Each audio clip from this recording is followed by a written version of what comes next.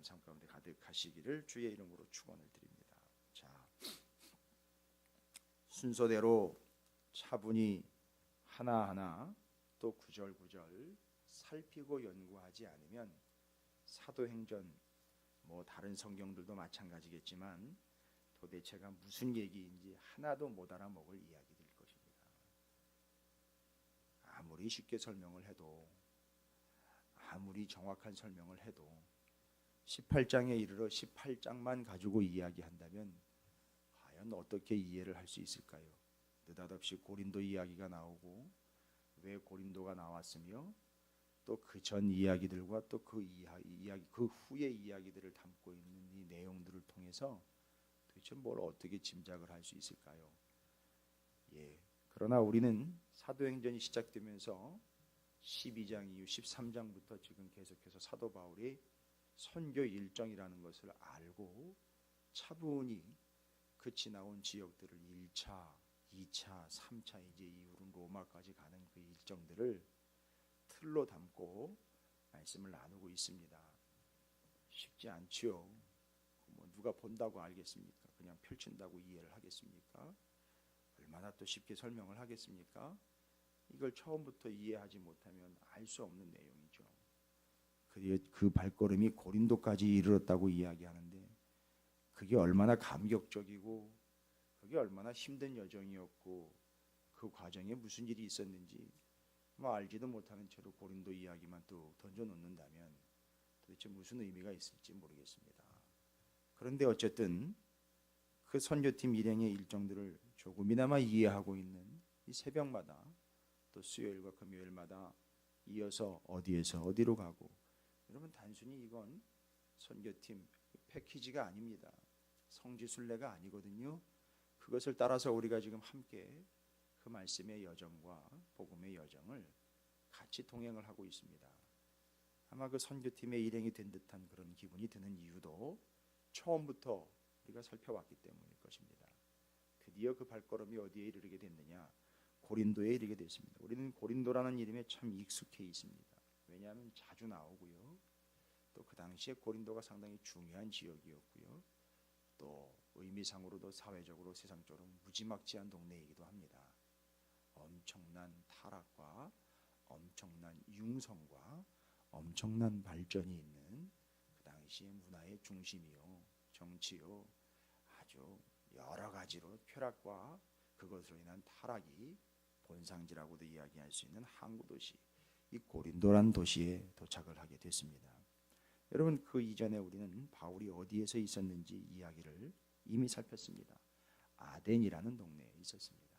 아덴에서 알지도 못하는 신에게라고 적혀 있는 그 비서까지도 보고 그들은 정말로 알지도 못하는 채로 무슨 신인가지도 모르고 그 어떤 신에게 그렇게 경배하며 그 신을 섬기고 있는 그들의 모습을 사도 바울이 아주 적나라하게 꼬집어서 이야기를 했습니다. 당연하지요. 알지 못하지요. 사람이 알 수 있겠습니까? 하나님이 알려주셔야 아는 건데 그래서 바울이 그 하나님이 어떤 하나님인지를 알려주신 바 그대로 아덴 사람들에게 알려줬습니다. 요 의미였죠. 아덴의 말쟁이들 속에서 복음을 전했습니다. 아덴의 철학 속에서 복음을 전했습니다. 그 이유는요. 맞습니다. 죽어간 이들 아무리 진리를 현명하고 똑똑한 척하면서 세상 논리로 따박따박 말대꾸하듯 이건 뭐고 저건 뭐고 논리 정연하게 펼쳐내는 사람들일지라도 그들을 살려내는 방법은 복음을 있는 그대로 전하는 것 외에는 방법이 없습니다. 하나님이 어떤 분이시고 그 하나님이 예수 그리스도를 통해서 어떻게 역사하셨으며 이를 이루셨는지를 있는 그대로 아주 원색적인 복음, 본질적인 복음 그대로를 전하는 것 외에는 방법이 없습니다.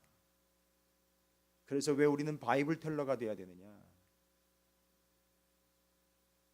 그냥 이야기꾼이 아니라 바이블 텔러, 곧 성경을 있는 그대로 전해줘야 하는 이유가 바로 거기 있습니다. 각색할 필요도 없고요. 다른 걸 첨가할 필요도 없습니다. 있는 그대로 예수 그리스도와 복음이 무엇인지를 그냥 그대로 전해야 합니다. 그 다음은 성령이 하실 일입니다. 근데 우리는 성령이 해야 할 일들까지 내가 하려고 복음을 어떻게든지 좀 각색을 해보려고 그러고, 그걸 어떻게든지 뭐를 좀 첨가해 보려고 그러고, MSG라 그러나요? 조미료를 좀 쳐서 좀 잘 먹게, 잘 이해할 수 있게 좀 어떻게 좀 유디를 좀 발휘를 해볼까 해서, 그래서 현실이 오늘날에 이렇게 이르게 된 겁니다. 수십 년을 교회를 다녀도 몇 번의 말씀을 들었어도 여전히 복음이 무엇인지, 거기에서 말씀하시고 있는 하나님의 뜻이 무엇인지조차 발견하지 못한 채로 자기 생각만 이야기하는, 맞습니다. 오늘날 교회와 성도들은 여전히 아덴에 있는 철학가들과 별반 다르지 않는 삶을 살아왔습니다. 그래서 바울이 거기 당도하여 생명의 복음, 계시의 복음을 정확하게 풀어놨습니다. 그리고 고린도로 옮겨오게 됩니다. 자, 이제 이 고린도라는 동네는 상당히 사도 바울의 2차 선교 여행에서 중요한 지역이 됩니다. 그런데 그 18장이 시작되면서 아덴을 떠나 고린도에 이르렀는데 중요한 인물이 하나가 소개가 됩니다. 2절에서 아굴라와 브리스길라 부부가 소개가 되고 있어요. 이 유대인 부부거든요. 근데 이 사람들이 원래 어디 살고 있었느냐 하면 로마에 살고 있었어요. 예, 로마 제국의 심장부인 그 로마에 살고 있었는데, 거기서 바로 이 고린도로 넘어오게 된 사람들입니다. 그래서 거기서 사도 바울을 만나게 됐어요. 만났는데 아니 이 브리스길라와 아굴라 부부의 직업이, 생업이 바울과 같았어요. 바로 천막을 만드는 일이에요. 요즘 이 천막이라고 이야기할 때 여러분들이 좀 오해하시면 안 되는 게 뭐냐면, 그냥 요즘에 그 아웃도어 사업 이 정도로 생각을 하시면 안 돼요. 로마라는 제국 내에 천막을 만들고 있었다라는 것은, 이것도 역사 이야기만 알면은 안 되는 것이고, 이 성경이 말하고 있는 내용들 중에 그 천막은, 그 당시의 천막은 일반인들이 사용하는 천막이 아니고 군인들이 사용하는 천막을 만들었습니다.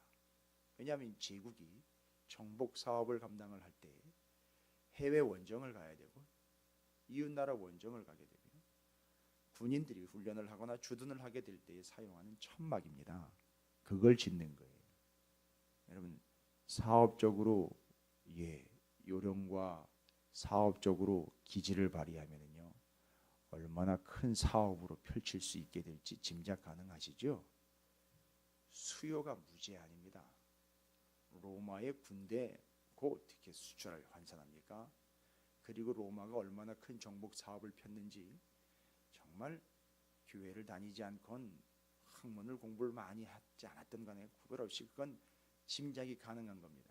전 세계를 정복하러 다니기 위해 로마 군인들이 다니면서 필요했던 군수 물품 중에 이 천막이 차지했던 비율, 여러분 그걸 사업적으로 정말 접근했다면 아마 바울이나 아굴라 브리스길라 부부가 떼돈을 벌었을 겁니다. 근데 그걸 사업적으로 활용을 하지 않고 뭐 한 것이죠? 자기가 선교를 감당함에 선교에 필요한 만큼 그 몫을 충당하여 쓸 수 있을 정도로 사용을 하고, 그리고 이제 복음이 전파가 되면서 교회들이 세워지고 체계가 잡히면서 교회들마다 선교팀을 위한 선교 헌금을 거두어서 선교비로 충당을 하게 됐습니다. 그래서 처음에는 바울이 직접 일을 할 수밖에 없고, 바울이 또 그렇다고 그 선교비까지도 마다한 건 아닙니다. 교회들과 성도들이 이 문제, 이 의미들을 이해했기 때문에 교회에서 성도들이 선교 헌금을 거두어서 선교비를 충당해 줬어요. 바울은 고맙고 감사하고 기쁘게 그걸 받아서 사용을 했습니다. 자, 이렇게 해서 고린도의 그 생업이 같은 아굴라와 브리스길라 부부를 만났습니다. 왜냐? 로마에서 얼마 전에 무슨 일이 있었느냐 하면, 클라우디오 황제라는 사람이 역사에 의하면 AD 49년경에 클라우디오 황제가 이 유대인들, 로마에 있는 유대인들 죄다 나가라고 명령을 내렸어요. 왜 그런가 봤더니 어떤 역사에 글라우디오 황제가 크레스투스의 선동으로 인한 복잡한 문제, 시끄러운 문제 때문에 유대인들을 로마에서 추방했다라는 역사 기록이 있어요. 다시 한번 말씀드릴게요. 처음 들으시는 얘기일 수도 있으니까. 크레스투스라는 선동 타이틀 때문에 그걸 이제 그렇게 문제를 선동 타이틀을 기록을 한 거예요.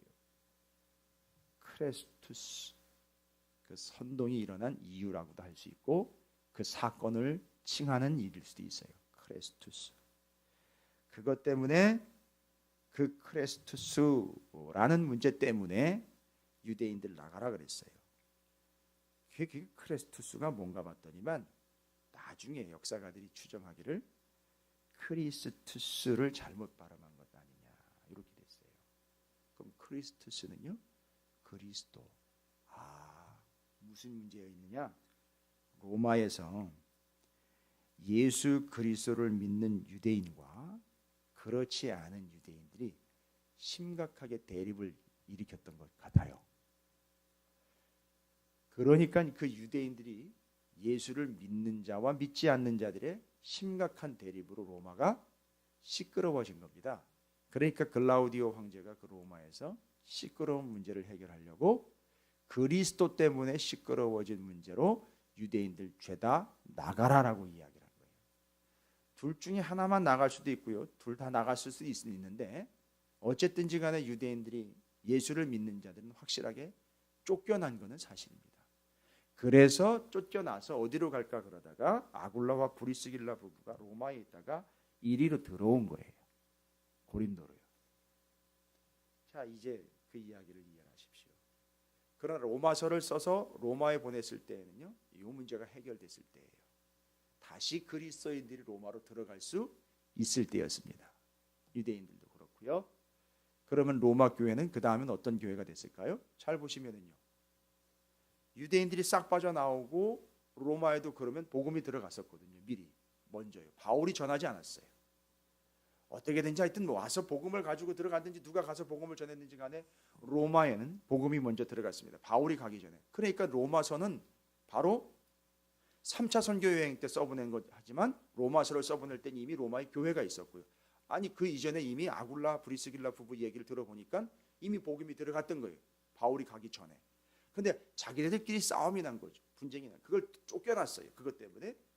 그러니까 생각을 해보시죠. 유대인들만 예수를 믿은 게 아니라 바울이 전화온 지역들을 쫙 살펴보시면 아시겠지만 헬라 사람들도 예수를 믿었다라고 분명히. 그러면 로마에는요. 지금 현재 글라우디오 황제 칙령 이후로는 어떤 일이 발생이 됐을까요? 로마 교회에는 누구만 남아 있습니까? 이방인 그리스도인들만 남아 있겠죠. 여러분 로마서 잘 읽어보십시오. 사도 바울이 먼저는 유대인에게요, 그 다음엔 이방인에게라 라는 표현을 자주 써요. 왜일까요? 같이 있다가 유대 그리스도인들이 빠져나왔다가 이방인 그리스도인들만 쭉 있다가 나중에 다시 유대 그리스도인들이 들어가게 되면요 무슨 문제가 생길까요? 기득권 싸움이 생기겠죠. 교회 안에서도. 헬라 유대인들, 유대파 유대인들이. 바울은 로마서에서 요 문제까지도 다루고 있습니다. 이건 제가 나중에 설명을 드립니다. 여러분 이건 신학적이고 개론적인 얘기가 아니에요. 이런 게 안 보이면 성경 뭔 의미가 있습니까? 그 메시지가 왜 그런 이야기를 담고 있는지 모르는 채로 그냥 자기 이해, 자기 수준에 맞는 대로 가겠죠. 자, 그러면 로마서 이야기는 그 다음 이야기입니다. 제가 왜 이 이야기를 드렸느냐? 잘 보십시오. 고린도에서 몇 년, 얼마 동안 있었느냐 하면 11절에 보면 1년 6개월 동안 있었다 그랬어요. 지금 2차입니다. 로마서는 3차 선교여행 때 나중에 써요. 그러면 1년 6개월 동안이요. 누구와 함께 생업이 갔기 때문에 아굴라와 브리스길라와 함께 생업을 같이 하면서 같이 살았어요. 거기서 복음을 전하고 거기서 오는 사람들 가르치기도 하고.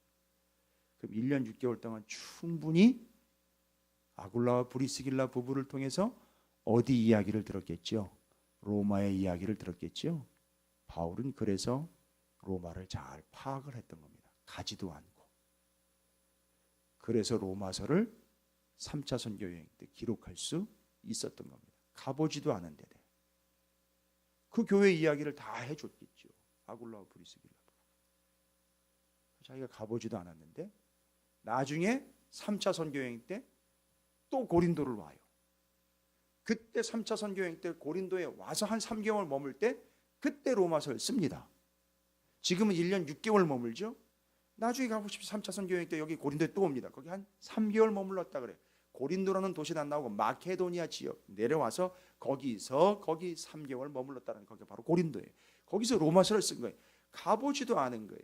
그런데 바울은 로마를 가려고 마음을 먹게 되었고 작정을 했고 하나님께 소원을 했을 뿐만 아니라 거기서 고린도에서 로마서를 써서 보낼 정도의 그 충분한 이해와 그런 파악이 어떻게 될 수 있었느냐? 아굴라 브리스길라 부부 때문에 가능했던 겁니다. 자, 그러면서 그 고린도에서 바울은 세 곳을 동시에 보게 됩니다. 세 곳을요. 어떻게 해요? 일단은 고린도에서 복음을 전해야 하니까 고린도를 보겠죠. 그 다음에 바울 그가 브리스길라와 아굴라 부부를 통해서 고린도에 있지만 또 어디를 보게? 로마를 보게 되겠죠. 그 다음에 여러분이 보시면 아시겠지만 그 이전 지나온 지역에 남겨놨던 실라와 디모데죠. 그들이 바로 그 이전 지역에서 고린도로 바울을 만나러 합류를 하러 옵니다. 그래서 이야기를 듣게 되죠. 5절입니다. 실라와 디모데가 마게도냐로부터 내려오매 바울이 하나님의 말씀에 붙잡혀 유대인들에게 예수는 그리스도라 밝히 증언했다라고 이야기합니다. 이 바울 그와 함께했던 실라와 디모데가 어디로부터 내려오면 천천히 저 데살로니가로부터 천천히 바울이 먼저 도망 나왔던 그 동네 순서 기억하시죠? 데살로니가 베레아 아덴으로 바울이 먼저 도망 올 때 본인은 먼저 오지만 뒤에 남겨져 왔던 지역에다가 맞습니다. 실라와 디모데를 좀 남겨놓고 후위를 도모하기 위해서 남겨놓고 그래서 그 지역들을 다스리고 섬기고 그 다음에 추스리고 실라와 디모데가 내려와 바울에게 이야기를 전해줍니다. 어디 이야기를 전해준 겁니까? 데살로니가 교회 이야기를 전해준 거예요.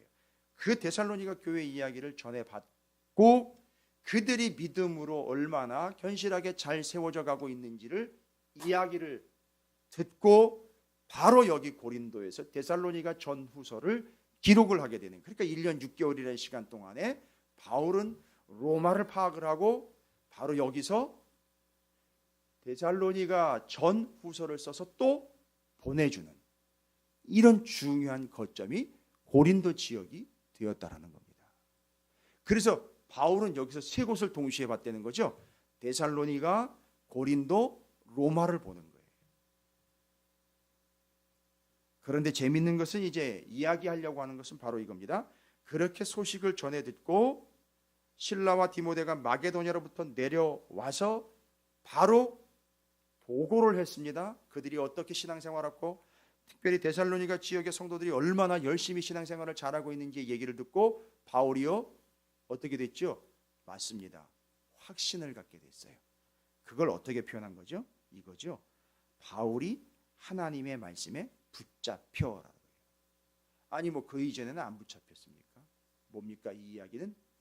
내가 3주밖에 못했지만 도망 나온 것 같지만 이게 하나님의 말씀의 능력과 여파로구나. 확신과 근거를 가지고 다시 한번 하나님의 말씀에 완벽하게 사로잡혀 붙잡혀. 여러분 잘 이해하십니다. 여기 붙잡혀라는 표현은 포로로 사람을 붙잡아가지고 사로잡아가지고 원하는 대로 끌고 다닌다는 뜻이에요. 이게 군사적인 용어입니다. 포로로 붙잡혀가지고 포로로 사로잡아가지고 원하는 대로 끌고 다닌다는 얘기. 그러니까 사도 바울이요 하나님의 말씀에 붙잡혀서 하나님의 말씀이 끌고 다니는데도 끌고 왔다는 거죠. 그 지금까지의 일정이 그랬고 여기서도 그럴 거고 앞으로도 그럴 거라는 거죠. 그러니까 그 확신을 가지고 사도 바울이 야, 다른 거 없구나. 하나님의 말씀을 제대로 전하는 것 외에는 방법이 없겠구나라고 더 큰 확신을 가지고 여기 고린도에서도 또 그렇게 확신 가지고 복음을 전합니다. 전하다가 회당에서 전했는데 쫓겨나요. 반대파들이 또 거기서 들끓고 일어나니까 쫓겨납니다. 여러분 쫓겨났는데 어디로 갔는지 아십니까? 회당장의 집으로 가요. 회당 건너편에 있는 여기 나와 있죠. 회당장 그리스도의 집으로 들어갑니다. 8절에 또 회당장 그리스도가 온 집안과 더불어 주를 믿음에 수많은 고린도 사람들도 듣고 믿어 세례를 받더라라고. 맞습니다. 회당 바로 건너편에 있는 거길로 복음의 전파지를 옮겨갑니다. 그럼에도 불구하고 거기서 수많은 사람들이 복음을 듣고 또 구원을 얻게 되고 주님께로 돌아오게 된다는 것이죠. 그러면서 더 강력하게 쐐기를 박습니다. 9절과 10절에 바로 밤에 환상 가운데 하나님이 말씀하십니다. 뭐라고요? 두려워하지 말아라. 그리고 침묵하지도 말아라. 두 가지 동시에 얘기합니다. 두려워하지 말아라. 입 다물고 있지 말아라. 침묵하지 말아라. 내가 너와 함께 있으며 어떤 사람도 너를 대적하여 해롭게 할 자가 없을 것이 이는 이 성중에 내 백성이 많음이라. 그러니까요. 1년 6개월이 이해가 되시죠?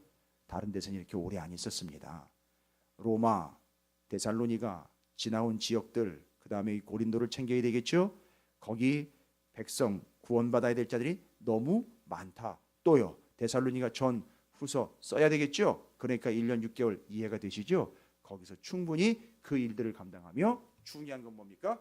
말씀에 사도 바울인데도 불구하고 말씀에 붙잡혀 주님이 직접 나타나 걱정하지 말고 두려워하지 말고 입 다물고 있지 말고 여기 구원받아야 될 자리 너무 많으니까 충분한 시간을 갖고 여기서 원색적이고 본질적인 그 말씀 그 복음 전하라 라고 또 뭐 하시는 거죠? 마침 마케도냐 사람이 나와가지고선 건너와 우리를 도와달라고 그렇게 시작됐던 그 종착점인 고린도에서 다시 하나님이 직접 나타나 두려워하지 말고 입 다물지 말고 너 말씀에 사로잡혀 붙잡힌 채로 그 말씀을 전해라. 복음을 전해라. 알겠습니다. 하나님 전하겠습니다 라고 그 복음에 사로잡혀 복음을 전하는 자가 되었던 이 중요한 이야기를 기록을 하고 있는 겁니다. 이게 고린도에서의 사역입니다. 뭐지요? 다시 한번 주님이 나타나 꿈에서 환상으로 이야기했다.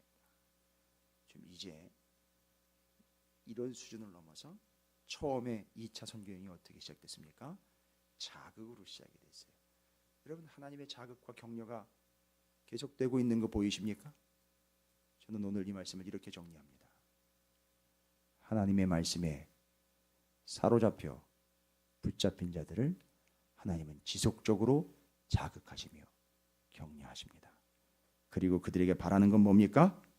두려워하지 말아라. 입 다물지 말아라. 전해라.